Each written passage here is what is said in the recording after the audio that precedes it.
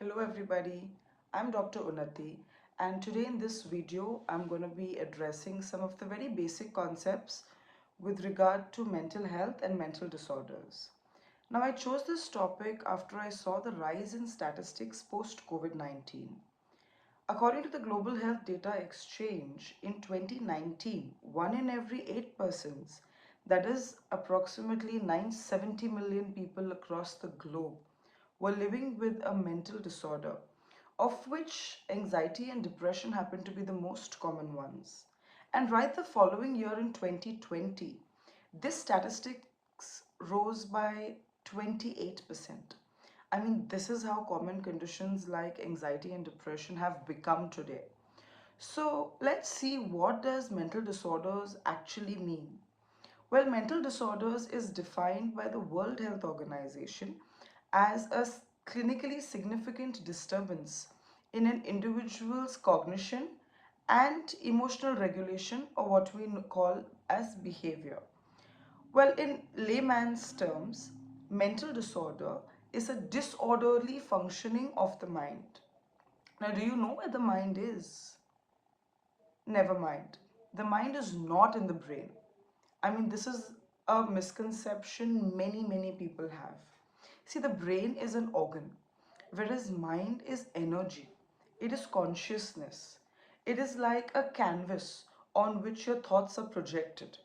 And the physical body is like a holographic projection of the mind. Now, how do you know whether your mind is healthy? So you can calculate this by in terms of the enthusiasm to work. So you know that your mind is healthy if you are enthusiastic to perform your work, and that's the difference between wanting to work and having to work. Having said all this, now that we know that our minds are not in the brains, we need to understand that we cannot address these issues with the help of medications. Plus, there is no scientific evidence of treating mental disorders with chemical drugs. Now, what these chemical drugs actually do is they target the brain cells where the mind does not even reside.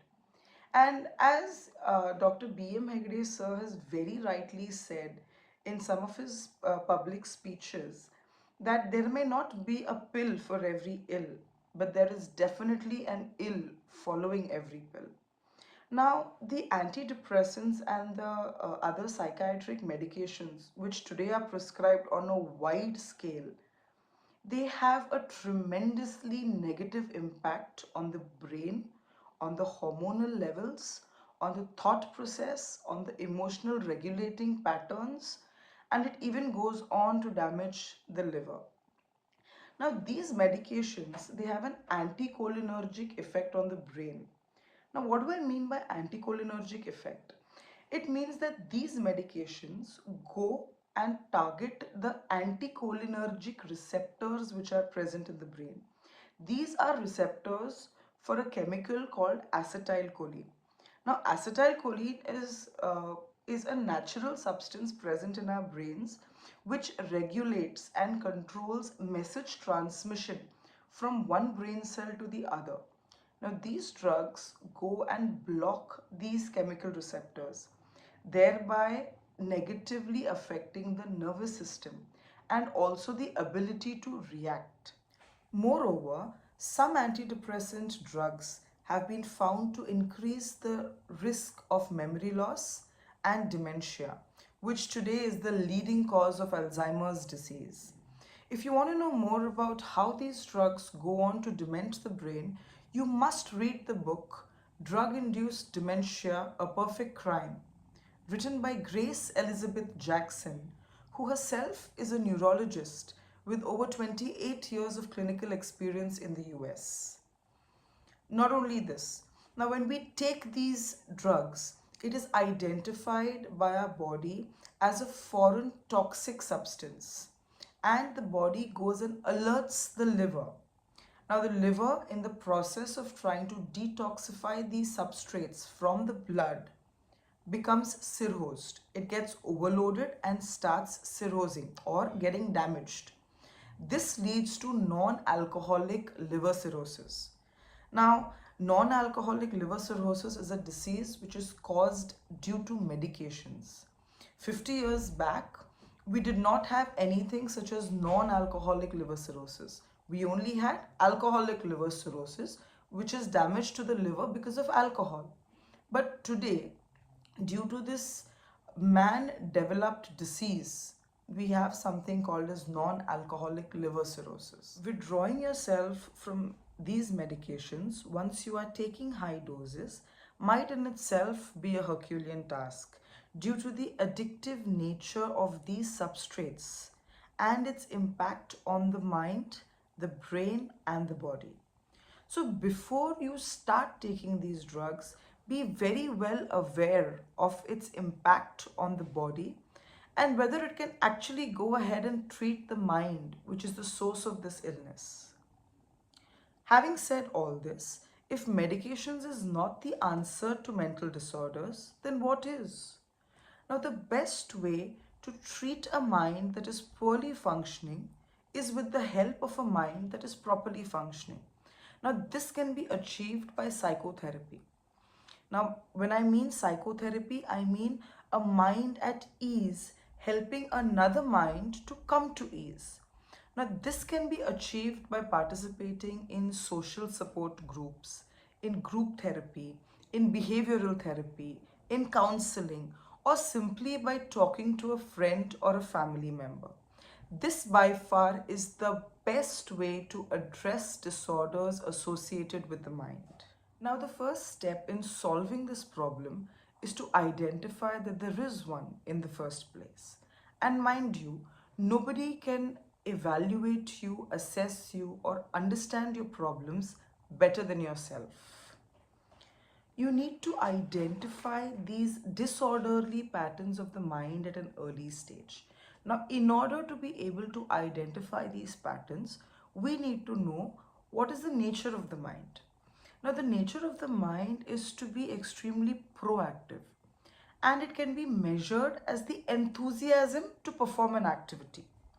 Let's say, for instance, you wake up in the morning feeling rather fresh, feeling energized. You feel motivated to get out of bed and to get to work.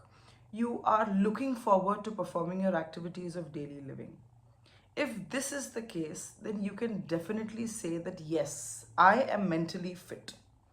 But if you wake up in the morning feeling rather tired, feeling lethargic, feeling sad and gloomy, or you're counting your days until the weekend, then you must be careful. You must address this issue right now. I'm not saying that this is clinically significant enough to be termed as depression, but you surely are heading that way.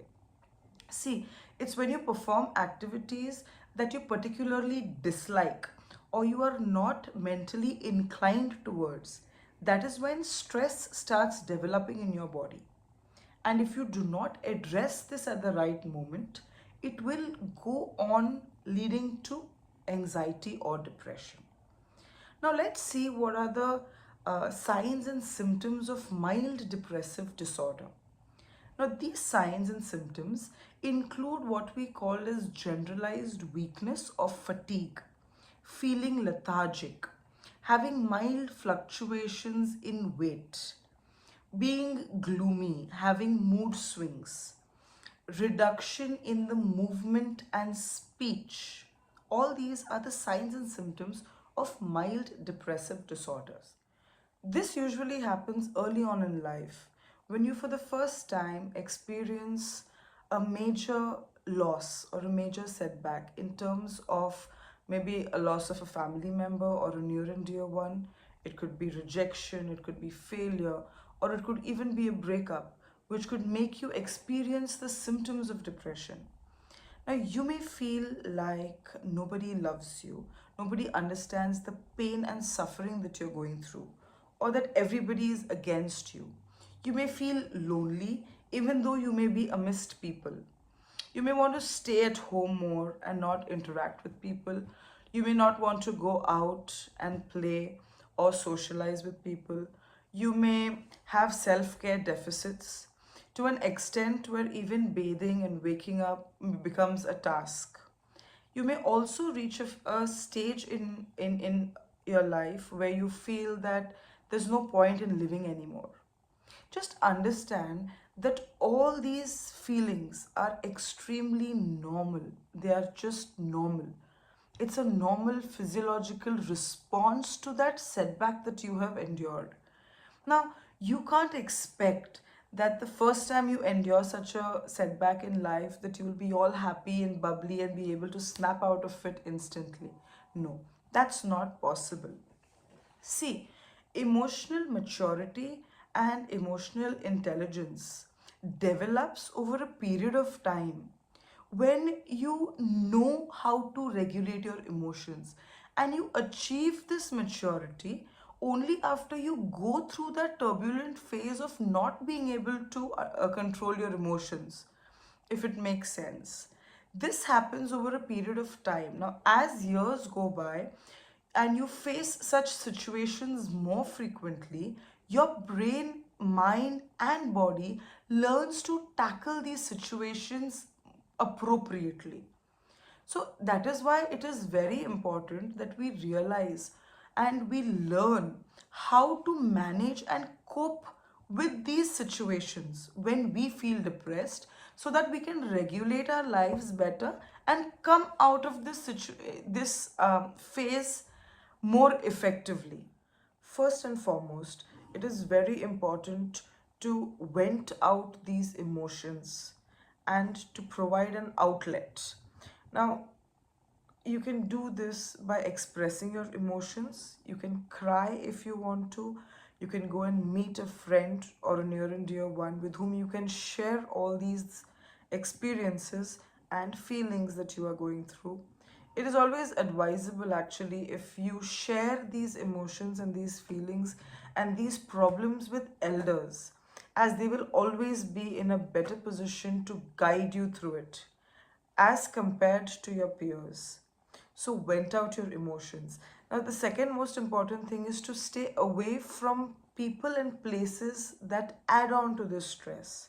So, take a break if you can, go out on a vacation, or perform activities which you like to do, maybe like playing a sport or singing or dancing.